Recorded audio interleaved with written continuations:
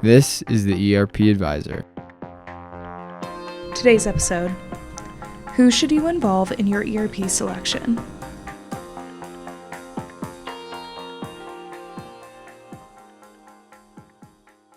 Hello everyone, thank you so much for joining us for today's webinar. Who should you involve in your ERP selection? Quentin DeWitt is our speaker again for today. Quentin has been in the information technology business for over 20 years. He has led teams as a director of IT, brought innovative products to market as a product manager, and led large teams as a director of technical support.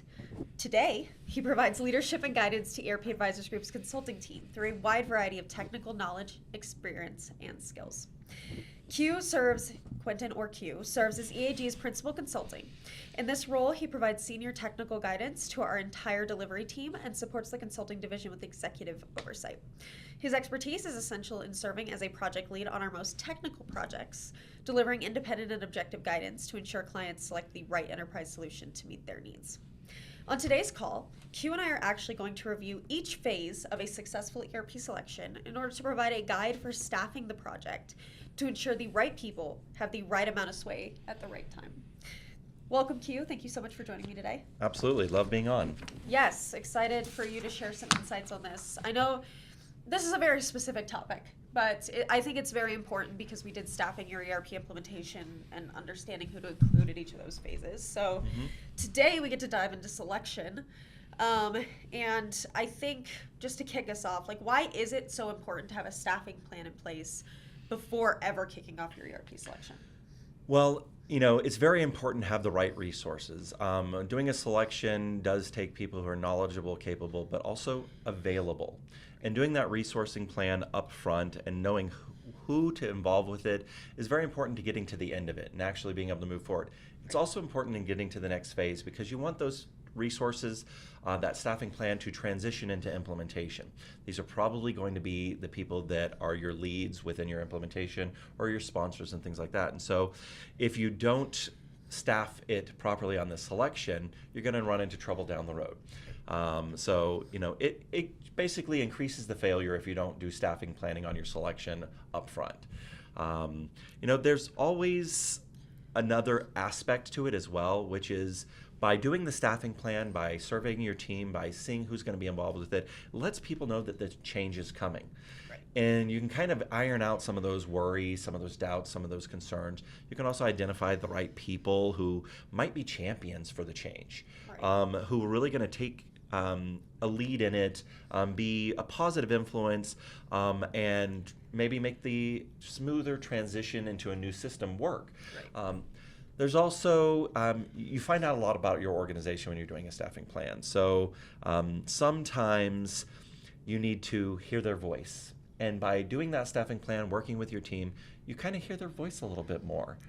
Right. And I think you've had some of that be part of implementation as well, but right. Change management is a big part of it. People are the biggest part of this. They run your business today. They're involved with every aspect of it. And if you choose the right people, you'll have a much smoother experience. Some of the things are maybe they've been through it before. Maybe they're against it completely. So keep an eye out.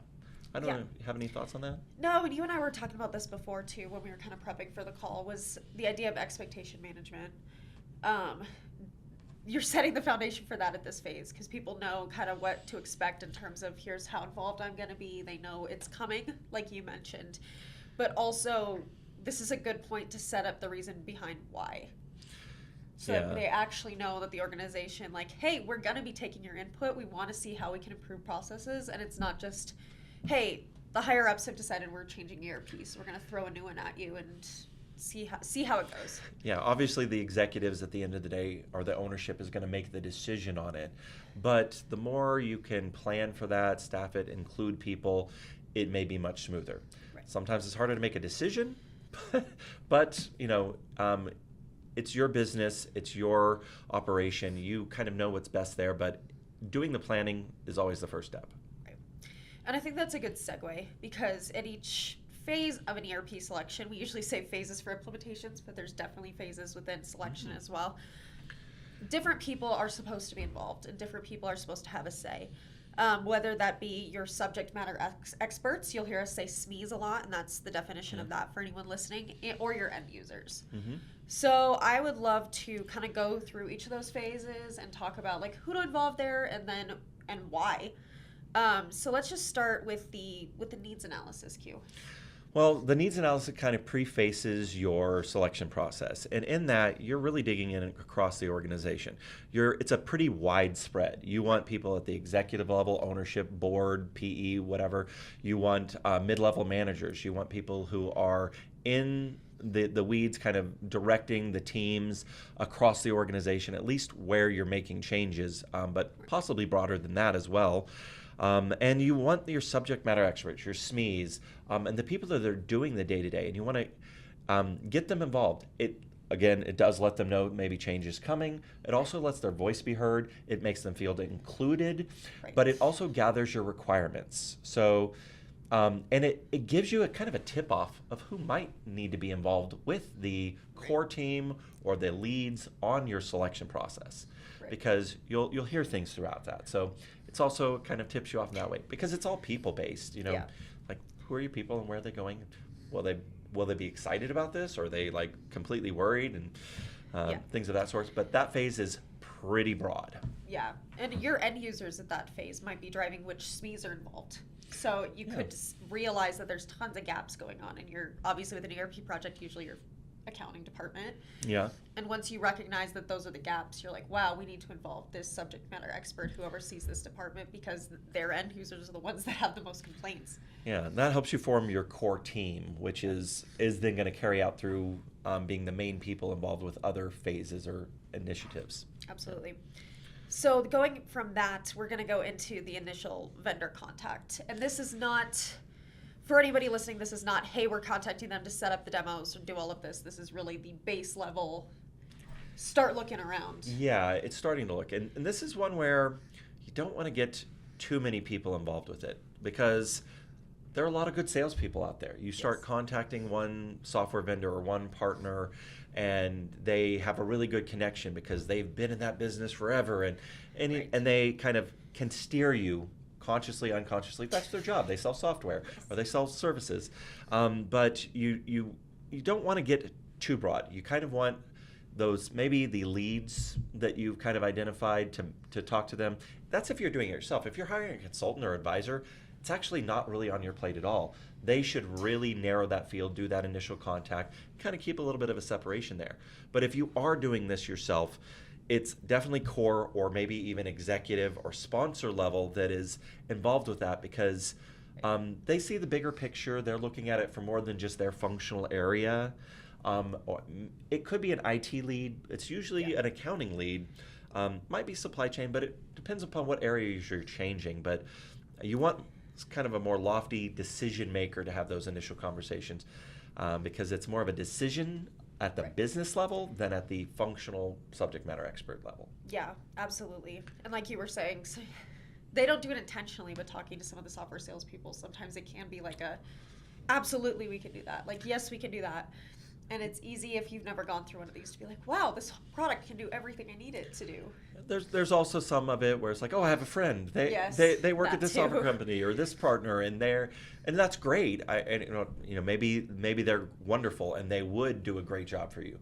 But when you expand it a little bit more broadly, that can also make you not look at other options that you should have. Right. And funny enough, this next phase that we're going to talk about, I think, is one where mini demos, where people think we all need to be involved. Everybody needs to come. Everyone needs to see the product. But that's not the case. So can you talk a little bit about that phase? Yes. The mini demos phase is basically, these are smaller demos that just kind of give you a preview of the software, of the vendor, of the partner, a little bit of a gut feel of what's going on. Does the product look good? Do I think I could see myself in this platform performing my business functions? And you're tempted to get everyone involved, but it's not worth the investment to get everyone involved. Right. You're going to go through multiple layers of that. You might go through 4, 6, 8, 10, 20. There are thousands of different software platforms out there.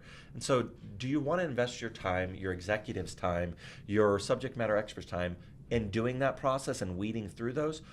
Or do you want to have that core team do it? You want to have that core team. Like, they're the people that need to see that and say, this one is a thumbs down, this one is a thumbs up, let's invest more time. Yeah. Let's put this in front of our ownership because we really think this is a good option. You don't want to put those 20, unless if you're a smaller team, like less than 20 people, sometimes it is ownership doing that, so they've already seen. But when you're a bit larger of an organization, it's just this core team. And when I say core team, usually you don't want more than like 4 or 5 people involved with that. Yeah. Really functional leads across the organization. Maybe your CFO, maybe your controller, maybe it's your supply chain manager, maybe it's your warehouse manager or your production manager, something like that, who you've assigned to that core function role. They're the only ones that should be on those mini demos. Yeah. And I mean, you're an executive at our organization. We work with Sean. I'm very used to managing executive schedules. I don't think either of you would appreciate if I brought you onto a call where you're like, why am I here?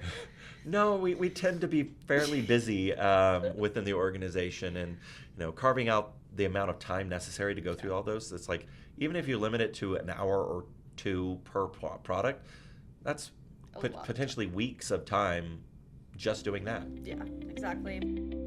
Wouldn't it be great if there was somebody out there who was truly independent, truly objective, and who really cared about what you needed? That's ERP Advisors Group. That is exactly what we do.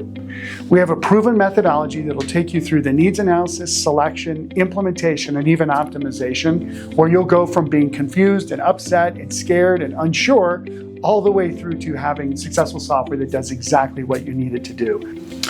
We'd like to offer you a free consultation. Click on the button down below and let's spend a few minutes, even 10-15 minutes, and talk about your project. And I bet you'll be surprised. There'll be some things we can do for you, even over that call, that would help you, much less talk about how we could work with you over the duration of your project. And just know you don't have to do this project alone. You don't have to face these confusions on your own. It's exactly what ERP Advisors Group is here for, and we look forward to helping you through your process. Next one is one that discovery, where you've mentioned that lots of people tend to forget this phase and don't really hammer into it. So let's talk about that. It is a phase. It's that bridging the gap between that kind of brief mini demo and a full demo where you can really dig in and have a lot more involvement. And so discovery is a phase where, from a staffing perspective, this is where you are going to have your subject matter experts more involved. You still want your core team, probably not your executives, maybe they want to attend, but this is where the vendor or the partner gets a chance to really dig in on those more complex areas of the business. And again, it's not staffing like across everyone in the organization is going to be involved with it, because discovery is going to target areas where maybe you're more complex, where the vendor has some questions, they need to go a little bit deeper, or they're gathering use case information to present in the full final demo. And so it's usually subject matter expert leads, sometimes actually the end user or subject matter expert if they're like one of your best people in that area, and possibly the core team, most likely some of the core team. Okay. So that's how we typically see that phase staffed. Great. And not everyone's going to that meeting. You and I spoke about this briefly. What is the best practice for communicating to other team members what was discussed during discovery, so that they know what to be on the lookout for in the next phases? So usually it is the subject matter expert lead or the core team that's going to make kind of an announcement like, hey, we're going to have some people in from this software vendor, and we'll give you an update afterwards. It's usually more of a general high-level summary. Yeah, we're going to discuss the manufacturing process or the supply chain, and you'll see us walking through. You can do that if they're involved. It depends on how involved your whole team is on this process and how big or small you are as well. But discovery is where the rubber starts to meet the road a little bit, and a lot of people want to start getting involved. It will at least pique their interest for the next phase, which they may very well be included in. Right. Yeah, that absolutely makes sense. Which the next phase is final demos, which is the fun one. It is. And this is where you really start to get to bring in your bigger team. It's usually segmented into different functional areas, and you can kind of, your team is busy. You want them producing. You want them delivering for your organization. You don't want to pull them out for days at a time if you can avoid it. Yeah. So you can usually, in these final demos, still include your larger full team. And that's not everyone. That might be your better people, those who are involved, your core team for sure, your subject matter expert leads, your executives, and some of your subject matter experts. And maybe it is everyone, but this is also segmented into different functional areas. So it's not like, hey, they need to sit through accounting if they're in sales, or they need to sit through manufacturing when they're in procurement. Right. So you can really segment it out and get those users involved, still at a lower level of time investment, but still have them involved. They're going to give you feedback. They're going to get to see it. They'll feel like they had a part in making the decision, even if really at the end of the day, the executives are going to make the final decision. So that's where you get to kind of run wild a little bit, but it's usually only with like 2, maybe 3 vendors that you're doing that with. Yeah, and that's interesting because, I mean, these final demos can go full days, right? Like they're deep. You go into a lot of detail on these products, and so it is interesting to say, like, hey, you can have a lot of people involved, but their capacity to be involved throughout the day is very different. Yeah, and it depends upon how your organization is. A lot of organizations that are going through a selection are doing it because they're growing, they're expanding, they're super busy.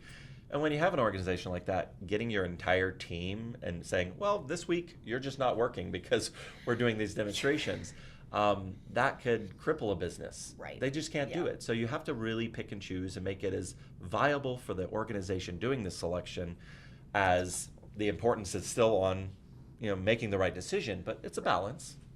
Yeah, that's interesting. And I think you hear 8-hour demo and you're like, wait, that sounds like way too much. So that's just a fun little, like, if for anybody who's never gone through this before, that it's not the whole commitment the entire time. You might have a couple SMEs that have to be. Yeah. But. When I hear 8-hour demo, I'm like, oh, well, that's not nearly enough time to see everything that you need to see. But yes, for a lot of people, it's like 8 hours looking at a software platform. It's like, well, I think about overwhelming. I think about my day job, and like Adam and I have definitely evaluated new products for us, like when we change Zoom and things like that. And so I couldn't imagine having sat through a demo that long and being like, I have so many other things that I could be doing right now.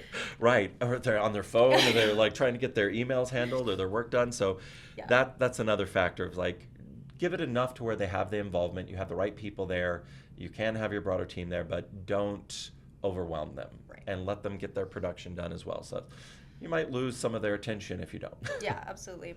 And then what about due diligence?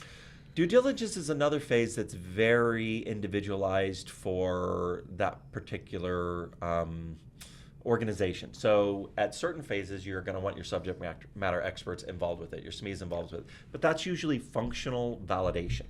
So you're going through, you said, we did these final demos. We saw 95% of what we need to see, but we still have this question, and it's deep in manufacturing on our work centers, or how we're going to route these different production orders through these different work centers.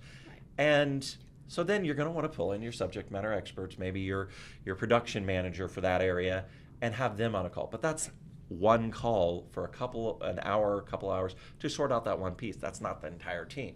Maybe a core sponsor is on there, maybe not, but that's just one phase. Then you have like technology within due diligence, and maybe that's your IT team with maybe someone who's going to be covering hardware or is very involved with the website or whatever e-commerce platform. So you have the technology, and then implementation. Now, implementation is one where it's more back to the core team. It's to the executives. It's not really deeper in the subject matter expert weeds. It's kind of that bigger picture, like, okay, how do we work as methodology and so forth. So each portion of due diligence is a little different. Reference checking. Hey, are you going to visit the references? Are you going to call them? Who should talk to them? Well, this is probably your key executive sponsor. Or maybe it's one of the core team members, but it's a more senior sort of relationship. Yeah. Wonderful. Yeah, that was a lot of information. I think it's important that people are thinking about these things during that phase and like actually digging into who needs to be making these decisions. And last one within the phases is the exciting one, which is contract negotiation. Because you've made your decision, people need to be in the room. Who will be involved in that? Just your executive sponsors, just the decision makers at the end of the day, and they'll need to get input from their core team, who was involved with the feedback. But at the end of the day, the negotiations, the dollars, to make sure the licensing is right, the statement of work is right, the terms are right.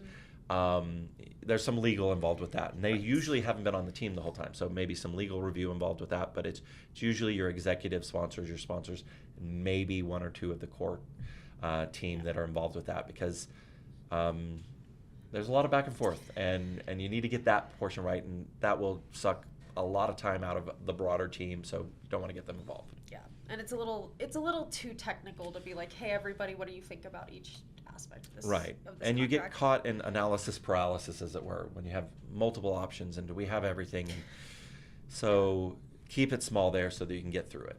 Wonderful. And Q, we've kind of touched on this a little bit, but obviously you're not involving everyone in every phase of the project. There's a lot of people that are involved in a high stakes project like an ERP project. Why is that? And how do you keep people who maybe aren't involved but feel like they should be involved from feeling like their opinions weren't heard? Yeah, well, the simple answer is good planning, communicating with them outside of it, but almost everyone will want to be involved with it, except for those people who are afraid or have some worries and things like that. But one of the best ways to handle them is like, we absolutely want your input, talk to them about it, but like, we really need you focused on the business. Yeah. And that's where we need you. And we'll kind of work through all this and then come back to you and have you included in some of that. So different businesses, different cultures, different people, but it is a very people-based thing. And you don't want to alienate your people. Right. You want them to feel heard and feel like they have some involvement. But if you have too many cooks in the kitchen, you're never going to get it done. No. And everyone will have a different opinion. So it's a rough balance. There are many ways to keep them involved. You can send out regular updates. You can say, great, we're going to have the final demos, and you'll be involved with that. Or just an announcement, hey, the team is saying, here's some feedback we got, or whatever it is that you're looking at. But it's mostly around planning. You definitely want to have the vital people involved, but most people think they're vital, and they may be. But that's why you select the core team. Yeah. And make it the right people there. So, opinions. There's also the survey route, getting a survey, seeing what feedback you have. It can also help you spot where you might run into trouble. So, there's a lot of ways to look at it. Yeah, that makes sense. And you're obviously going to have, we've talked about this in calls too, that sometimes there are people who are super resistant to change, or there are those people who, regardless of how much you do cater to making sure their opinion is heard in the surveys, like, they're still going to be unhappy, and there is a level of risk associated with that in any of these projects. Always, enterprise resource planning or ERP transformations or any major software transformation for a business has the risk of people leaving. It has the risk of people not wanting to do it, but if it's the right thing for the business, you still have to. But maybe you get a heads up. Maybe you can help resolve that before it gets to that point. So and Q, just to round out the call for us today, what tips do you have for project managers trying to determine who to include in their ERP selection? This is a good one. So as you're doing that kind of needs analysis phase, and this is kind of, I was talking about this a little bit earlier, but you really want to look for those people who try to drive change, who are innovative thinkers, who are interested in the discussion. They're not necessarily about the enterprise change, but maybe about their processes, maybe about the business. They're going to be involved, because you want people who aren't going to stop you from being able to move forward involved with it. And so that's one factor that I've often found is important to keep an eye out for. Is maybe you don't want only the enthusiastic, because they'll be like, yes, let's do all of this change. Yeah. And they may make the scope creep and grow and get bigger and bigger. But you definitely want to have some of them, because they're going to get you through the process, and they're going to see how that is. You may also want to have someone who's a little bit more grounded, a little bit more settled, definitely experienced in the business or their areas, to kind of have that counterweight, because you want a mixed team. You don't want just one or the other. Right. Yeah, you need the realists. Yeah, it's really, there's a world of possibility out there in any enterprise software transformation project. And if people are unwilling to even see what the new system can offer, they're going to block you from being able to move forward. Yeah. It's not that they're naysayers. They may be happy with the software, see no need for change. Right. But if they aren't even willing to look, you probably don't want to involve them with the selection process. Yeah. Maybe they're fine, like, yeah, get whatever, I don't care, I just want to do my job. Yeah. That's fine, but that attitude isn't necessarily going to get them through a selection. So, Yeah. so you do want to look at that. There are some other things too. Yeah. One of the things that I've seen is, maybe you can spot this in people, but there'll be people within your business who can see kind of the art of the possible. Yeah. And there'll be people who are very literal and like have to have it shown exactly the way they do it or the way they understand it in order to say if they agree with it or if it'll work or not. Yeah. So you do want to include those people, hopefully at the mid, as you're part of your core team at the mid-level management or above Right. level, that can see the art of the possible. Because in a selection, if the demoer doesn't connect with you culturally, it's Right. very hard to see if the software is any good.